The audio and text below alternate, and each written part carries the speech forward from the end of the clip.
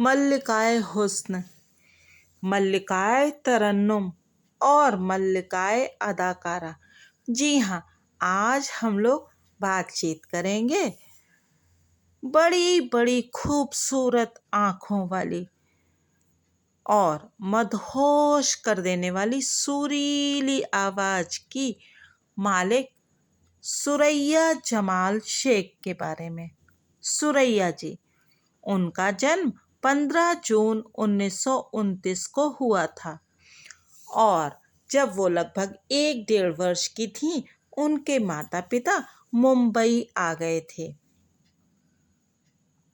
उन्होंने बहुत छोटी उम्र से फिल्मों में काम करना और ऑल इंडिया रेडियो पर बच्चों के प्रोग्राम्स में गाने गाना शुरू कर दिया था।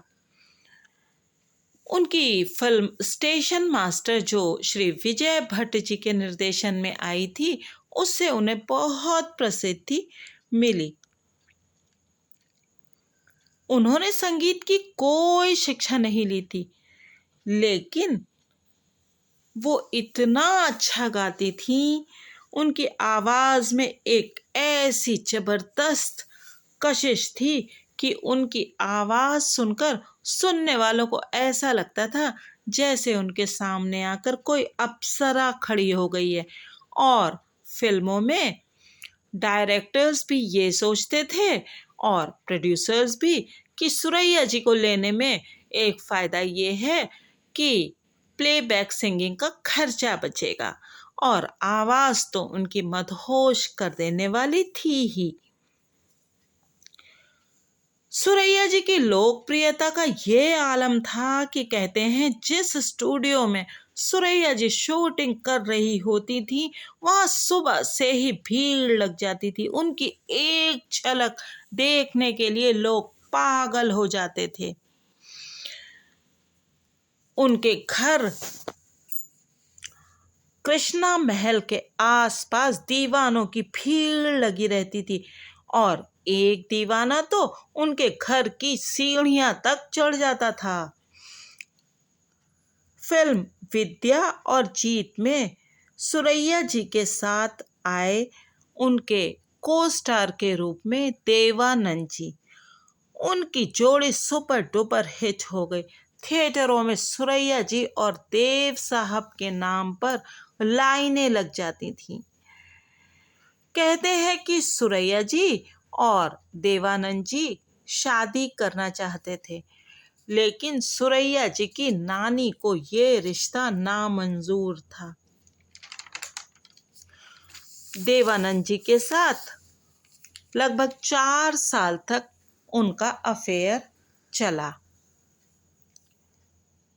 कहते हैं देव साहब सुरैया जी को नोजी कहते थे और सुरैया जी देव साहब को स्टीव कहती थी। कभी कभी सुरैया जी देव साहब को देवीना और देव साहब सुरैया जी को सुरैयाना भी कहते थे।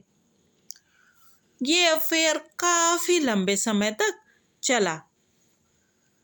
सुरैया जी देव साहब को इतना चाहती थी कि उन्होंने अपनी कुछ फिल्मों में प्लेबैक सिंगिंग लता जी से करवाई, जिससे कि वो ज़्यादा से ज़्यादा समय एक दूसरे के साथ बिता सकें। लेकिन उनकी नानी को इसकी खबर लग ही जाती थी। सुरैया जी देव साहब के लिए अपना सिंगिंग कैरियर भी छोड़ देना चाहती थी।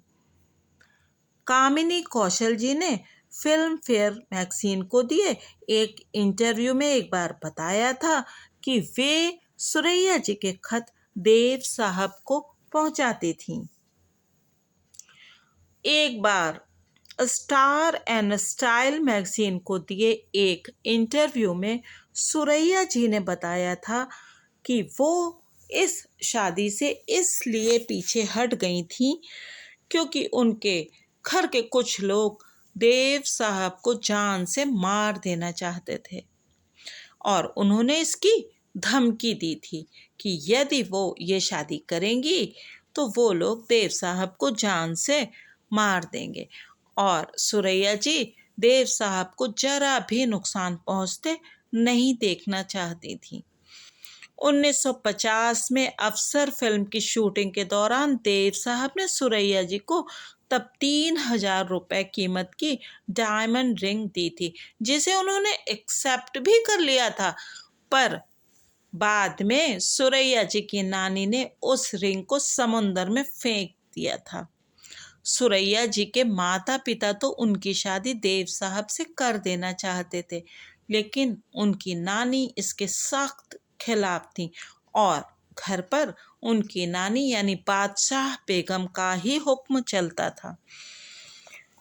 1972 में स्टारडस्ट को दिए इंटरव्यू में सुरैया जी ने बताया था कि देव साहब उन्हें दिल से चाहते थे, लेकिन शायद वे ही कमजोर थीं। देव साहब ने भी अपनी ऑटोबायोग्राफी में बताया था कि सुरैया जी उनका पहला और सच्चा प्यार थी। कहते हैं एक्टर रहमान भी सुरैया जी से शादी करना चाहते थे, लेकिन सुरैया जी ने कभी शादी नहीं की। उनके आखिरी दिनों में जगराज जी, निम्मी जी, निरूपा राय जी और तबस्सुम जी उनकी साथी रही। तबस्सुम जी ने एक इंटरव्यू में बताया था कि एक बार जब उन्होंने सुरैया जी से पूछा, आपा कैसी हैं, तो सुरैया जी ने जवाब दिया था, कैसी गुजर रही है सभी पूछते हैं मुझसे, कैसे गुजारती हूँ कोई नहीं पूछता। फिल्मों में हीरोइनों के लिए उम्र की एक सीमा तय होती है, उसके बाद फिर उन्हें बहन, भाभी और माँ के रोल ही मिलने लगते हैं। लेकिन सुरैया जी ने कभी भी फिल्मों में साइड रोल्स नहीं किए। धीरे धीरे उन्होंने गाना गाना भी बंद कर दिया और वो अकेली पड़ती चली गईं। वो गुमनामी के काले अंधेरों से घिर गईं, लेकिन ये गुमनामी उनकी खुद की चुनी हुई थी। और 31 जनवरी 2004 को सुरैया जी इस फानी दुनिया से चली गईं। लेकिन उनकी मीठी आवाज़ और बहुत खूबसूरत बोलती हुई सी पुरकशिश आंखें आज भी बीते लम्हों की याद दिलाती हैं। तदबीर, फूल, दिल लगी, मिर्ज़ा गालिब, लगभग 67 फिल्मों में सुरैया जी ने काम किया और 300 से अधिक बहुत ही मधुर गाने भी गाए।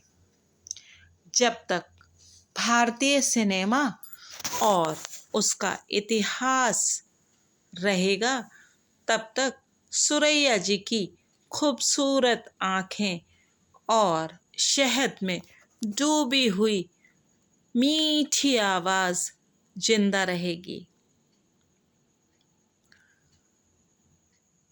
अगर आपको ये चैनल और इसके कंटेंट पसंद आ रहे हैं तो प्लीज़ सब्सक्राइब ज़रूर करिएगा। मेरा एक और चैनल भी है, यूट्यूबर मौसी की कहानियाँ। इस पर आप बहुत अच्छी अच्छी छोटी कहानियाँ सुन सकते हैं, इसे भी देखें। Thank you.